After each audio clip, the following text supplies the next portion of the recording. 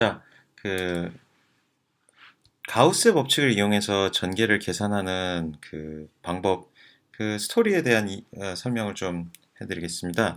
먼저 가우스의 법칙이라는 것의 그,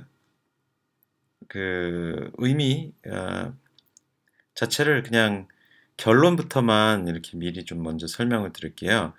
어떤 모양이든 간에 이렇게 생긴 이상한 물건에 총 전하량 Q라는 전하량이 대전되어 있다고 생각을 해봅시다.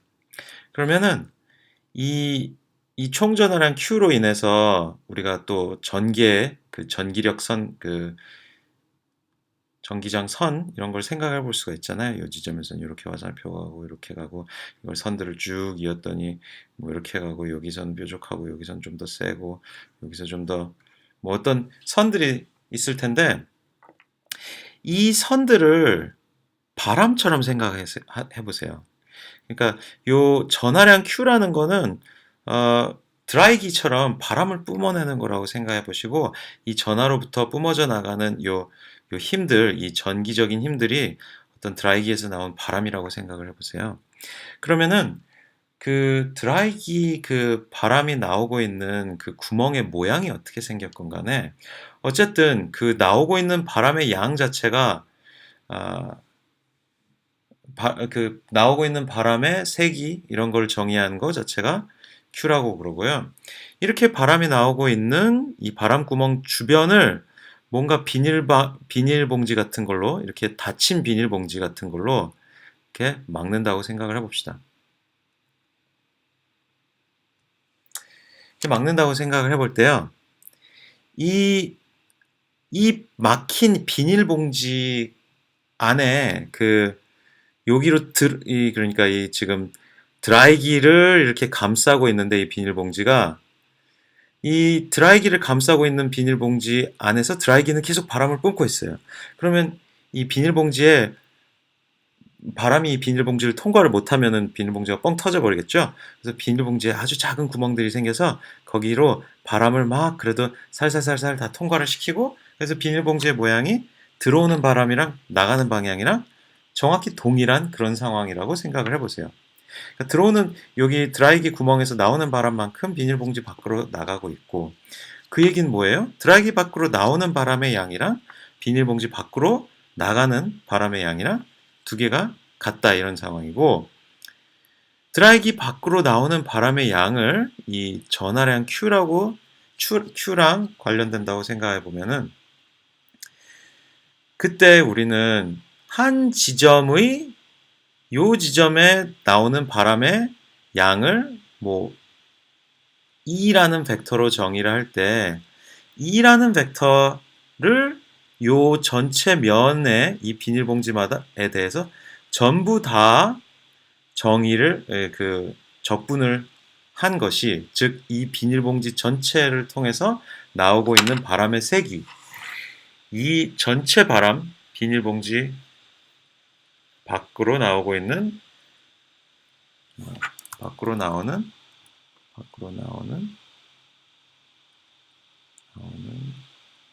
바람 얘랑 뭐가 같냐면은 Q랑 뭔가 같다. 물론 어떤 비례상수가 있다고 생각할 수 있는데 이 비례상수는 엡실론 제로라고 법칙 자체가 그렇게 정해되어 있습니다.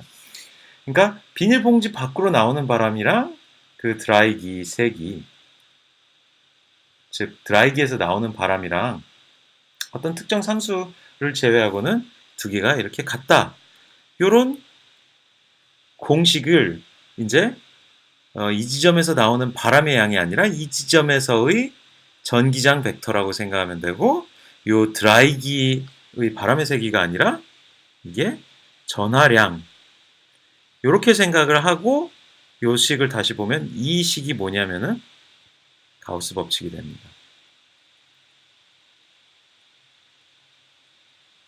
근데 이 가우스의 법칙은 제가 뭐라고 그랬어요? 지금 여기 가우스의 법칙을 이용해서 전개를 계산한다 이렇게 되어 있는데 전개가 뭐예요? E예요. E 벡터예요. E 벡터를 계산하고자 하는데 얘가 미지수인데 미지수를 적분한다는 게 말이 돼요? 말이 안 되잖아요. Q는 안다고 쳐요. 전하량은 안다고 치더라도 E를 계산하는데 이 계산하고자 하는 미지수가 적분항 안에 있으면 말이 안 되겠죠?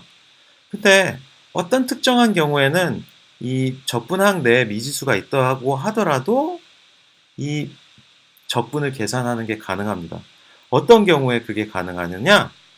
이 모든 적분하고자 하는 지금 이 비닐봉지 면 위에 그 어떤 지점에서든 E가 맨날 동일하다, 상수다.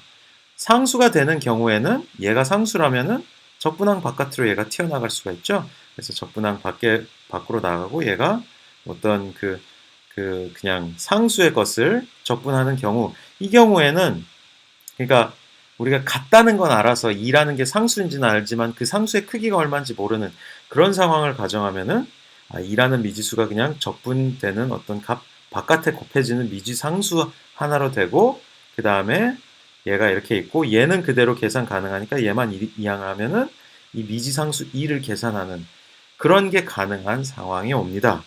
그 경우에 가우스의 법칙을 이용해서 이 전개에 얘를 계산할 수가 있게 돼요. 자, 그게 이제 가우스의 법칙을 이용해서 전개를 계산하는 방법이 될 겁니다. 이 전개가 상수가 되는 상황은 어떤 상황이냐? 예를 들어 어떤 점전화를 둘러싸고 있는 구형 모양 같이 이 점전화 주변에 구 위의 모든 점에서든 다 이 전화로 인한 전개 벡터가 동일하거든요. 세기가 동일하다는 걸 알잖아요. 그러니까 얘 세기가 뭔가 상수다 해서 얘가 튀어나가게 됩니다. 그래서 그런 경우에는 이 적분 자체가 가능해지는 그런 상황이 되는 거죠. 이런 경우 말고도 어떤 무한히 넓은 평면 아니면은 선 주변의 원통 뭐 등등에 따라 우리 다음 시간에 그런 경우들을 자세히 공부를 할 거지만 그런 경우들에 한해서는 가우스의 법칙을 이용해서 굉장히 쉽게 전개를 계산할 수가 있는 겁니다. 전개의 세기를 계산할 수가 있겠고요. 자, 이 동영상 마무리하기 전에 제가 하나만 좀 더 부연 설명을 드리겠는데 여러분 그 바람이 이렇게 불 때 이 이 지나가는 면이 요렇게 이 바람이 지나가는 이 창문 같은 것이 요렇게 수직인 경우 그러니까 창문의 법선 벡터랑 이 바람의 방향이랑 같은 경우랑 요 창문의 바람의 방향과 이 창문의 방향이 이렇게 비스듬한 경우, 법선 벡터가 이렇게 비스듬한 경우랑 결국은 어떻게 돼요? 이 이렇게 비스듬한 면이라고 치면은 예를 들어 극단적으로 이 바람이 지나가는 면의 법선 벡터가 그러니까 창문 면이 있는 방향이랑 바람 벡터랑 완전히 이렇게 같다. 창문의 법선 벡터랑 바람 벡터랑 바람 방향이랑 수직인 경우에는 바람이 전혀 이 창문을 통과 안 하죠. 창문이 비스듬해질수록 이 바람이 창문을 통과하는 그런 정도가 어떻게 보면 줄어든다고 할 수 있는데 비스듬해지면은 면이 좀 더 넓은 모양처럼 생각이 될 수가 있어요. 어쨌든 중요한 게 결국 뭐냐면은 이 창문의 법선 벡터랑 그 다음에 이 바람의 방향이랑 둘 사이에 내적한 성분이 중요한 겁니다. 여기 바람이 전기장 벡터고 창문의 법선 벡터가 이 S라는 이 작은 면의 법선 벡터 방향이고 얘네들 사이에 내적한 이 성분 얘가 이 면을 뚫고 나가는 바람의 어떤 기준이 되는 양이라고 치고 얘를 적분을 해야 되는데요. 이거를 뭐라고 부르냐면은 플럭스라고 부릅니다. 이 정의를 플럭스라는 용어로 표현해요. 어떤 전기장이 이렇게 나가고 있는 그런 전기장 선들을 어떤 면에 대해서 쫙 더해 가는데 그 면에 대해서 더할 때 이 방향 자체가 이 면을 어떤 방향으로 통과하느냐를 이렇게 내적을 이용해서 규격화시킨 셈이 되는 거죠. 이런 거를 플럭스라는 용어로 표현하는데 전기장 electric flux는 전기장 선다발이라는 단어로 우리가 번역해서 잘 표현을 합니다. 우리 교재에는 지금 전기력선이라고 표현되는 경우도 있고 그런 것 같은데 아무튼 전기선다발, 전기력선, 플럭스라는 용어를 기억을 하시면 돼요.